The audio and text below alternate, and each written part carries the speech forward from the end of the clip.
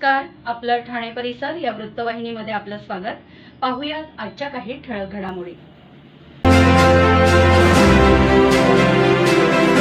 यशस्वी नगर Highland Navratra उत्सवात सोमनाथ मंदिराची 35 फुटांची प्रतिकृती. आमदार संजय केळकर यांची माहिती. यशस्वी नगर हायलँड सार्वजनिक नवरात्र उत्सव मंडळातर्फे यंदा प्रथमच नवरात्र उत्सव साजरा केला जाणार असून मंडळातर्फे गुजरात येथील प्रसिद्ध सोमनाथ मंदिराची 35 फूट उंच प्रतिकृती उभारण्यात येणार आहे. त्याचबरोबर उत्सवाच्या परिसरात आकर्षक रोषणाई, दररोज नवचंडी यज्ञासह विविध धार्मिक व सांस्कृतिक कार्यक्रम पार पडतील, अशी माहिती भाजपाचे आमदार संजय केळकर यांनी आज दिली. यावेळी मंडळाचे संस्थापक अध्यक्ष व भाजपाचे ब्राह्मण बाळकुंभ मंडल अध्यक्ष निलेश दिनेश पाटील यांचीही उपस्थिती होती. शारदीय नवरात्र उत्सव निमित्ताने यशस्वी नगर हायलँड ढोकाळी परिसरातील नागरिकांच्या वतीने यंदा यशस्वी नगर हायलँड सार्वजनिक नवरात्र उत्सव मंडळाची स्थापना करण्यात आली. मंडळाचे संस्थापक अध्यक्ष म्हणून निलेश पाटील यांची निवड झाली. त्यानंतर हायलँड सोसायटी लगतच्या मैदानात यंदा प्रथमच भव्य स्वरूपात सार्वजनिक नवरात्र उत्सव भरवला जाणार आहे. 22 सप्टेंबर ते 2 ऑक्टोबरपर्यंत होणाऱ्या या नवरात्र उत्सवाला मुख्यमंत्री देवेंद्र फडणवीस, उपमुख्यमंत्री एकनाथ शिंदे यांच्यासह विविध नेते मान्यवरांना आमंत्रित करण्यात आले आहे. मंडळाने पहिल्याच वर्षी भव्य देखावा साकारण्याचे ठरवले असून गुजरात येथील सोमनाथ मंदिराची प्रतिकृती उभारण्यात येत आहे. पुण्यश्लोक अहिल्यादेवी होळकर यांनी सोमनाथ मंदिराचा जीर्णोद्धार केला होता. त्यांचे यंदा त्रिशताब्दी वर्ष सुरू असून या देखाव्यातून अहिल्यादेवींच्या कार्याविषयी कृतज्ञता व्यक्त केली जाईल. पुण्यातील दगडूशेठ हलवाई, मुंबईतील फोर्टचा राजा मंडळाच्या गणेशोत्सवातील कला दिग्दर्शक ओमकार गुरव यांच्याकडून देखावा साकारला जात आहे. या उत्सवानिमित्ताने संपूर्ण यशस्वी नगर ढोकाळी परिसरात आकर्षक रोषणाई केली जाईल. तसेच भव्य झुंबर व स्वागत कमान उभारली जाईल. 22 सप्टेंबर रोजी देवीच्या स्थापनेआधी नगर परिक्रमा केली जाणार आहे. त्यात 500-600 भाविकांची उपस्थिती असेल. त्यानंतर नाशिक येथील प्रसिद्ध वेशासम मुकुंद शास्त्री मुळे यांच्या हस्ते देवीची प्राणप्रतिष्ठापना केली जाईल. तसेच दररोज नवचंडी यज्ञ केला जाईल. दररोज विविध सांस्कृतिक कार्यक्रम होणार असून धार्मिक कार्यक्रमांमध्ये गोंधळींची उपस्थिती असेल. तर रात्री 8 नंतर रास गरबा भरवला जाईल, अशी माहिती आमदार संजय केळकर यांनी दिली. या उत्सवाच्या आयोजनात सर्वपक्षीय नेते, कार्यकर्ते आणि स्थानिक नागरिकांचे सहकार्य लाभत असल्याचे मंडळाचे संस्थापक अध्यक्ष निलेश पाटील यांनी सांगितले. यावेळी मंडळाचे उपाध्यक्ष जितेंद्र सांगुर्डेकर, सचिव प्रमोद तानाजी शिंदे, बनवारीलाल यादव, भाजपाचे माजी मंडल अध्यक्ष ॲडव्होकेट हेमंत म्हात्रे, दत्ता घाडगे, बळीराम सावंत यांची उपस्थिती होती. या भव्य उत्सवाला ठाणे शहराबरोबरच मुंबई व ठाणे जिल्ह्यातील नागरिकांनीही भेट द्यावी, असे आवाहन आमदार संजय केळकर यांनी केले. यशस्वी नगर हायलँड सार्वजनिक उत्सव मंडळ यांचं नवरात्र साजरा करण्याचं हे पहिलंच वर्ष आहे. याचे संस्थापक, याचे अध्यक्ष निलेश पाटील यांच्या नेतृत्वाखाली हे मंडळ कार्यरत आहे. आणि त्यांच्या संकल्पना अशी आहे की या भागामध्ये अशा प्रकारचा नवरात्रोत्सव की ज्याच्यामध्ये देखावा पण असेल, धार्मिक पण असेल, प्रचंड मोठी रोषणाई देखील असेल आणि गरबा पण असेल. आणि या लोकांना त्या निमित्ताने इथल्या रहिवाशांना, नागरिकांना एक त्यांचा हक्काचा, सर्वांचा असा उत्सव मिळेल या संकल्पनेतून हा उत्सव राहणार आहे. अहिल्यादेवी होळकरांचं त्रिशताब्दी वर्ष आहे. सोमनाथ मंदिराचा देखील त्या ठिकाणी अहिल्यादेवी होळकरांनी जीर्णोद्धार केला होता.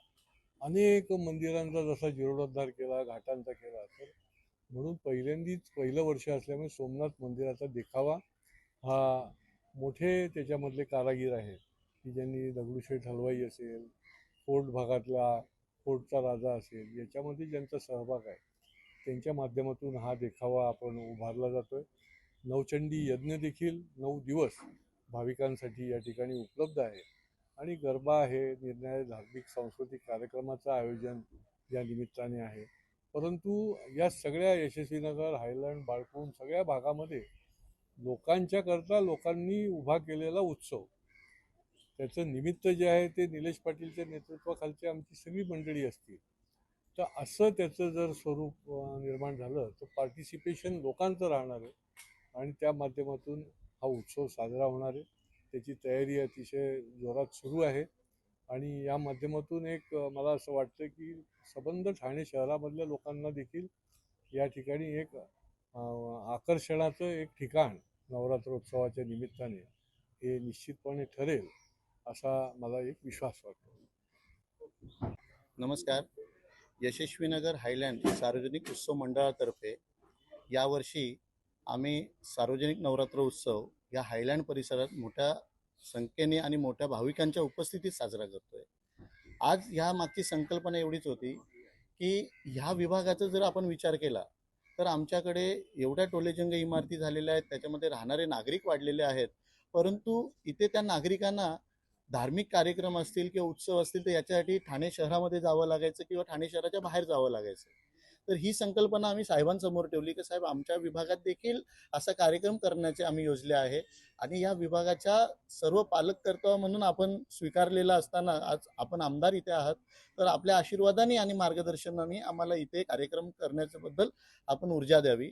साहेबांनी पाठबळ दिल्यानंतर आम्ही आमच्या मंडळातनं जर पाहिलं तर आमच्या मंडळामध्ये यशस्वीनगर असेल, हायलँड असेल, रुणवाल असेल, कैलाशनगर असेल, या सगळ्या विभागातनं बाळकूम, ब्रह्मांड या सगळ्या विभागातनं आमचे पदाधिकारी या मंडळामध्ये आहेत. याच्या मागची संकल्पना एवढीच आहे की आज जर पाहिले तर आम्ही सर्व पक्षीय म्हणजे याच्यामध्ये काही साहेब शिवसेनेचे देखील पदाधिकारी आहेत, काही दुसरे, म्हणजे हे न ठेवता एक धार्मिक कार्यक्रमासाठी एकी कशी दाखवली जाते तर या निमित्ताने आम्ही एक आलेलो आहोत. आणि मोठ्या स्वरूपात आज जर कार्यक्रमाचं स्वरूप पाहिलं आपण तर आमची कार्यक्रमाची सुरुवात ही नगर परिक्रमा करून, म्हणजे आमची जी माता आमच्या जवळ येणार आहे तर ह्या पूर्ण विभागामध्ये तिची नगर परिक्रमा करून आम्ही इथे त्यांची स्थापना करणार आहोत. तसेच ही स्थापना करताना जी आपले आचार्य नाशिकचे जे आचार्य मुळे गुरुजी आहेत यांच्या हस्ते त्यांची स्थापना देखील होणार आहे आणि नवचटणी यज्ञ देखील 9 दिवस आपण इथे मोठ्या उत्साहाने आणि भाविकांच्या उपस्थितीत साजरे करणार आहोत. तसेच जर आपण पाहिलं तर इथे म्हणजे मला आठवतो साहेब आम्ही छोटे असताना ठाण्याला कशाला जायचं तर लाइटिंग बघायला जायचं आहे म्हणून आम्ही तिथे घरी बोललं जायचं. तर ह्या लाइटिंगचं आकर्षण खूप जास्त असल्या कारणाने पूर्ण हायलँड रस्ता हा जर तुम्ही पाहिलं तर आयकॉनिक होणार आहे का ह्या नवरात्रमध्ये रोषणाई, विद्युत रोषणाई ही मोठ्या प्रमाणात आपण तिथे करणार आहोत. आणि लेटेस्ट म्हणजे त्याच्यामध्ये साहेब जर पाहिलं आपण तर 60 बाय 60 फुटाचा आमचं फक्त त्याच्यामध्ये झुंबरच बनवलेला आहे आम्ही. म्हणजे मला वाटतं ठाण्यामध्ये पहिल्यांदाच असं एवढ्या मोठ्या स्वरूपातला झुंबर देखील आपण बनवत आहोत. आणि जर आतमध्ये पाहिलं तर देवीची तिथे स्थापना होणार आहे, त्या ठिकाणी आपण सोमनाथ मंदिराची प्रतिकृती बनवण्याचा मानस ठेवलेला आहे आणि त्या स्वरूपातले आमचे काम देखील चालू आहे. ह्या कार्यक्रम करताना आम्हाला बऱ्याच अडचणी आल्या, पण साहेब जेव्हा आमच्या जोडीला असतात आणि मातेचा आशीर्वाद असतो तर मला वाटत नाही का आम्हाला कोणी थांबू शकत आहे. आणि त्याच स्वरूपातने आम्ही पुढे जातोय. आणि साहेब तुम्हाला शब्द देतोय की आज जसा कार्यक्रम होतोय भविष्यात देखील याच्यापेक्षा मोठ्या उत्साहात आम्ही हा कार्यक्रम इथे साजरा करण्याचा मानस ठेवलेला आहे.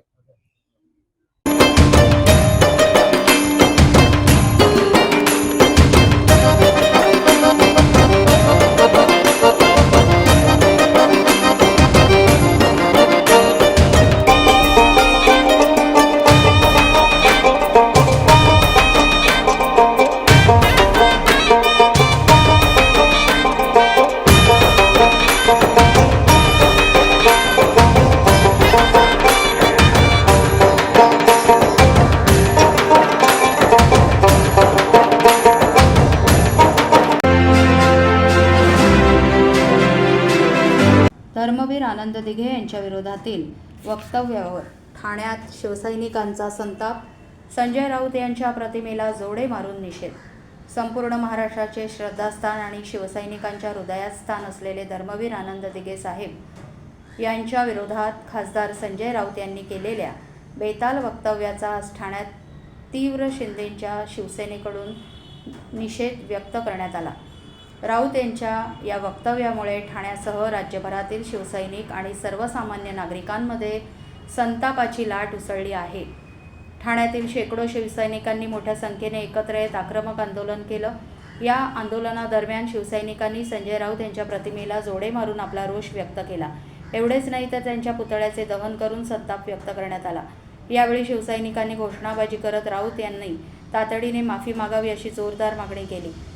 शिवसैनिकांचे म्हणणे आहे की धर्मवीर आनंद दिघे यांच्याविषयी कोणतेही अपमानास्पद वक्तव्य सहन केले जाणार नाही. राऊत यांच्या वक्तव्यामुळे केवळ शिवसैनिकांच्याच नाही तर संपूर्ण महाराष्ट्रातील जनतेच्या भावना दुखावल्या आहेत. दरम्यान आंदोलनाच्या पार्श्वभूमीवर ठाणे पोलिसांनी मोठा बंदोबस्त ठेवत परिस्थिती नियंत्रणात आणण्याचा प्रयत्न केला. पोलिसांच्या तगड्या उपस्थितीतही शिवसैनिकांचा आक्रोश कायम होता. या घटनेमुळे ठाणे परिसरात तणावपूर्ण वातावरण निर्माण झालंय. ठाणे विधानसभा शहर प्रमुख, ठाणे लोकसभा संपर्क प्रमुख मनोज शिंदे, माजी महापौर मनोहर गाडवे, युवा सेना समन्वयक नितीन लांडगे, शाखा प्रमुख निखिल बुडजडे, वंदना डोंगरे, पूजा लोंढे, किरण जाधव, बाळा गवस, किरण नागती, प्रीतम राजपूत, यज्ञेश भोईर, कमलेश चव्हाण, पूजा वाघ व इतर पदाधिकारी, कार्यकर्ते, शिवसैनिक, युवा सैनिक मोठ्या संख्येने उपस्थित होते.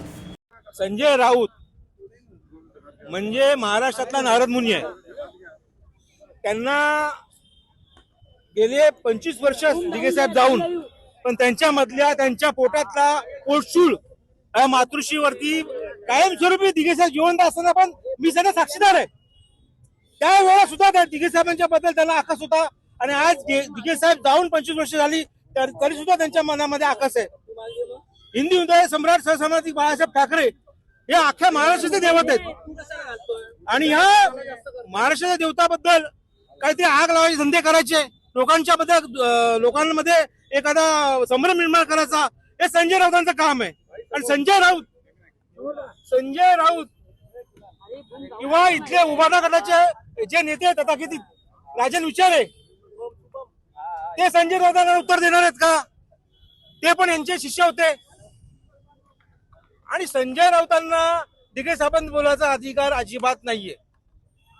त्यावेळेला दिघे साहेब काम करत होते. दिघे साहेबांनी आपल्या घरादारावर तुळशीपत्र ठेवलं आणि त्यांनी अनेक कार्यकर्ते निर्माण केले. ठाणे जिल्हा असेल, पालघर जिल्हा असेल, नाशिक जिल्हा असेल, मुंबई असेल, अख्ख्या महाराष्ट्रामध्ये दिघे साहेबांना मानणारा वर्ग आहे. आणि तुम्ही सांगता त्यांचा फोटो लावू नका बाजूला, ते फक्त जिल्हा प्रमुख होते.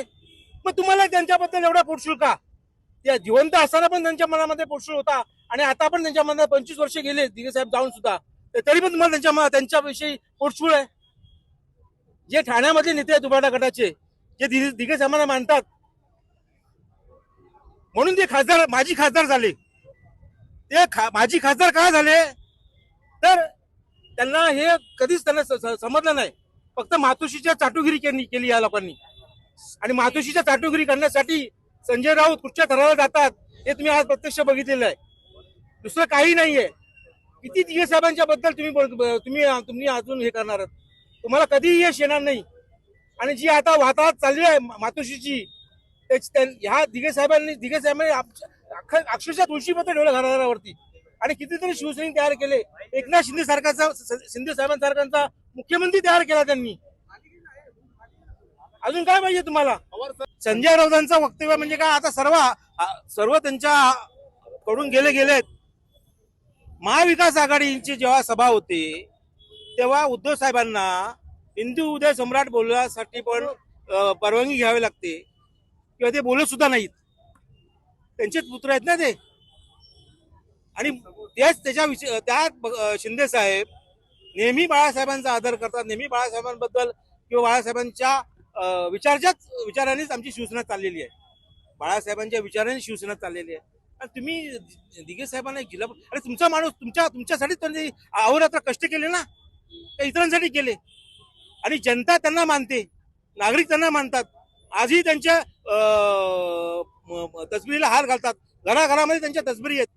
संजय राऊतांना माझं एकच म्हणणं आहे, तुम्ही उद्या वरती गेले तर तुमच्या घरातले तुमच्या तसबिरीला हार घालतील का? तुमच्या घरातले, बाकीचे बाहेरचे सोडून द्या. बाहेर तुम्हाला कोण कुत्रा विचारत नाही. तुम्ही लोक जाता म्हणून त्याची तिकडे प्रसिद्धी होते. बाकी काहीतरी बोलायचं, हात मध्ये वेड्यासारखं करायचं.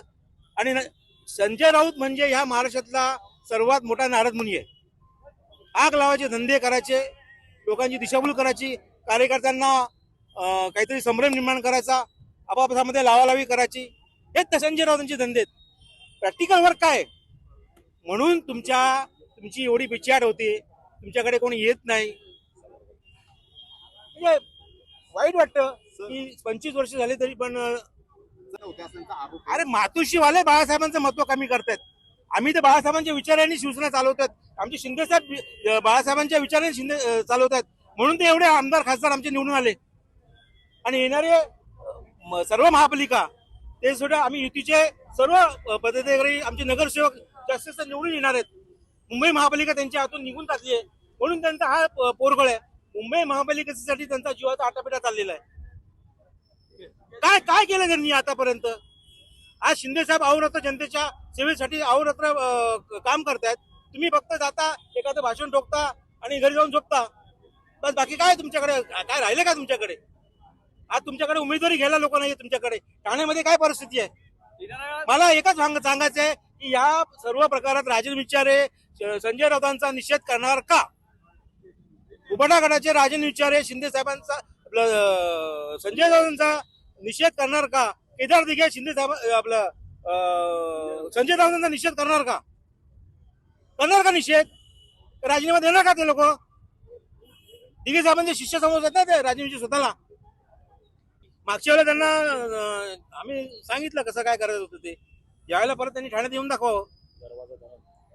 ना ठाण्यात येऊन त्यांनी, आणि मग सांगू आम्ही काय करायचं काय नाही करायचं.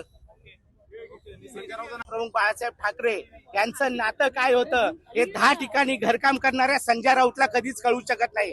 आज ते फोटोचं राजकारण करतायत. आमच्या दिघे साहेबांचं फोटोचं राजकारण तुम्ही करू नका, कारण की दिघे साहेबांचं नाव हे ठाणेकरांच्याच नाही तर महाराष्ट्राच्या प्रत्येक शिवसैनिकाच्या मनावर कोरलेलं आहे. मला फक्त एकच सांगायचं आहे, आता हेमंतभाईने आम्हाला सांगितलेलं आहे की तथाकथित जे ठाण्यातले उबाटाचे जे नेते आहेत ते संजय राऊत बद्दल आंदोलन करणार का? अरे तुमची लायकी आहे का? तुम्ही दिघे साहेबांवर प्रश्न विचारता. अरे रोज आनंद आश्रमामध्ये येणाऱ्या चपलांचा ढीग बघा. आज जे तळागाळातल्या महाराष्ट्रातून जे प्रश्न सोडवायला येतात ते फक्त दिघे साहेबांच्या आणि आमच्या शिंदे साहेबांच्या नावांमुळे इकडे येतात. त्यामुळे तुम्ही दिघे साहेबांचं नाव हे फक्त राजकारणासाठी वापरू नका. आणि पुन्हा एकदा जाणीवपूर्वक मी बोलतोय, बाळासाहेबांचं आणि दिघे साहेबांचं जे नातं होतं या चिवत्या संजय राऊतला कधीही कळू शकत नाही.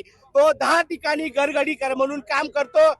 शिवसेनेमध्ये फूट पाडण्याचं काम त्याने केलेलं आहे. त्यामुळे अशा माणसाला येणाऱ्या काळामध्ये ठाण्यामध्ये घुसू देणार नाही. आणि जर तो आला तर त्याच्या तोंडाला युवा सेनेमार्फत काळं फासण्यात येईल. हे आव्हान आम्ही संजय राऊतला करत आहोत. संजय राऊतांनी गांजा पिऊन जे धर्मवीर गुरुवर्य धर्मवीर आनंद दिघे साहेबांबद्दल जे व्यक्त केलेलं आहे त्याचा आम्ही इथे टिंबी नाक्यावर सर्व पदाधिकारी जाहीर निषेध त्यांचा केलेला आहे. संजय राऊतांना दिघे साहेबांबद्दल बोलायचा काही नैतिक अधिकार नाहीये.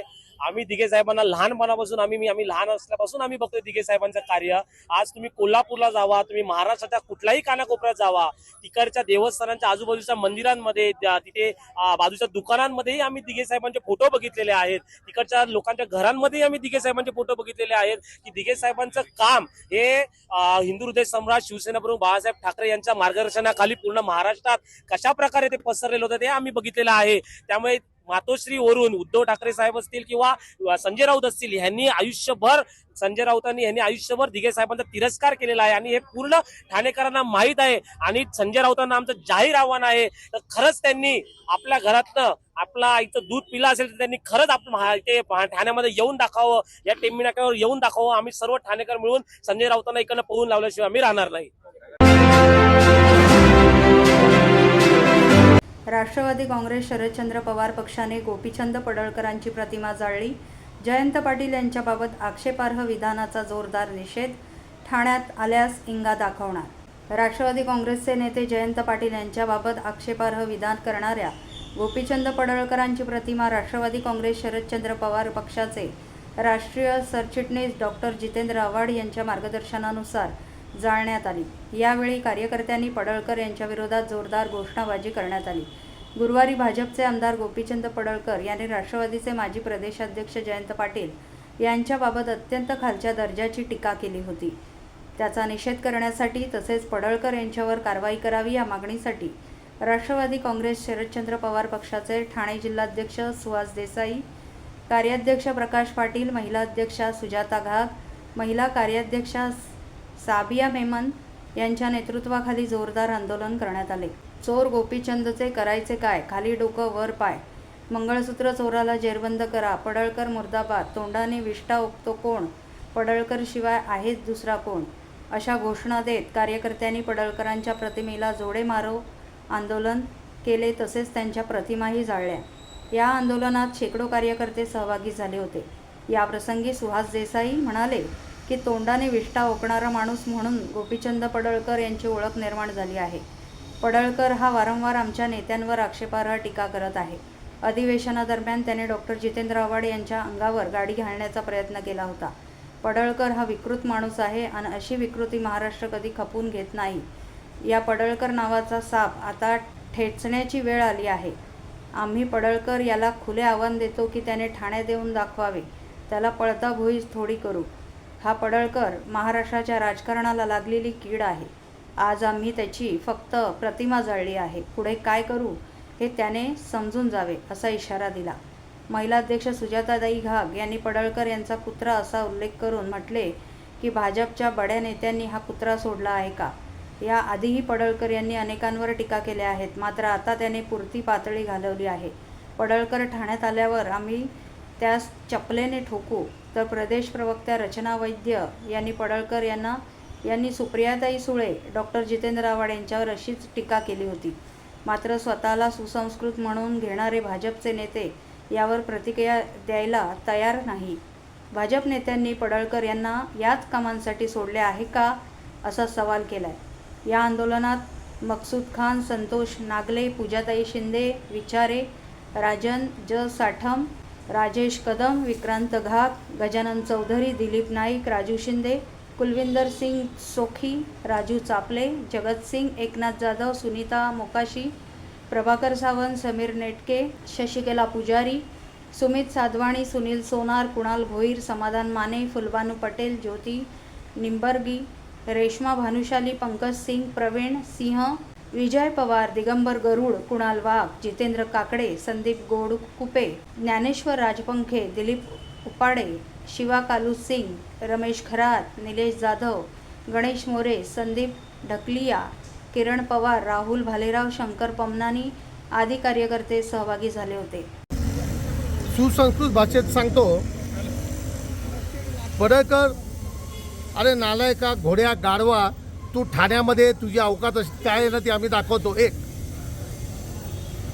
पडळकरांनी जर त्याच्या आयुष्यातली सगळ्यात मोठी चूक केली असेल ना तर जयंत पाटलांसारख्या सुसंस्कृत नेत्यावर एक बरं ओकली आहे की जी लायकी नाही द्यायची. कोण जयंत पाटील, कोण पडळकर. पडळकरला काढू नये. पडळकर आमदार आहेत पण त्याला फॅमिली आहे, कुटुंब आहे. काय कुटुंब असेल माणूस आहे. नालायक, बेफिकर, ते रस्त्यावर सोडले ना त्यातला तो माणूस आहे.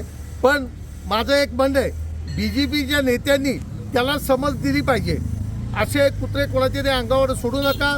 तुमचे कुत्रे जे आहेत ते तुमच्या दरवाज्यात बांधून ठेवा, ते जास्त चांगलं होईल. नाही तर या कुत्र्यांना आम्हाला दगडं मारायची, रस्त्यावर उतरून दगडं मारायची वेळ आलेली आहे, ती आणू नका. ती मुख्यमंत्र्यांना, या महाराष्ट्राचे मुख्यमंत्री देवेंद्र फडणवीस आहेत, यांना माझी विनंती आहे की चेतावणी आहे की ह्या कुत्र्यांना तुमच्या सांभाळा. ते त्यावेळेला आम्ही ठरवू. आम्ही निषेध करणारे लोक नाहीत. मग त्यावेळेला आम्ही त्याला कसे फिरवू. आम्ही त्याला कानपडीत पण मारणार नाही, कारण आमचे हात खराब होतील. आमची लायकी नाही ती. पण त्याला कपडे काढून ठाण्यात नक्की फिरवू. काल त्यांनी आमचे प्रदेश अध्यक्ष, माजी प्रदेश अध्यक्ष जयंत पाटील साहेबांच्या विरोधात बोललेले आहेत. ते नेमके कोणाचे, त्यांचे आई वडील कोण हे त्यांना पूर्ण माहिती आहे. त्यांचे आई वडील कोण होते हे त्यांना माहीत आहे. संपूर्ण महाराष्ट्राला माहिती आहे. पण त्यांनी अगदी खालच्या थराला जाऊन त्यांनी हे भाष्य केलेलं आहे. मागच्या वेळेला आमच्या जितेंद्र आव्हाडांच्या विरोधात सुद्धा त्याने अशीच काहीतरी भाषणं केली.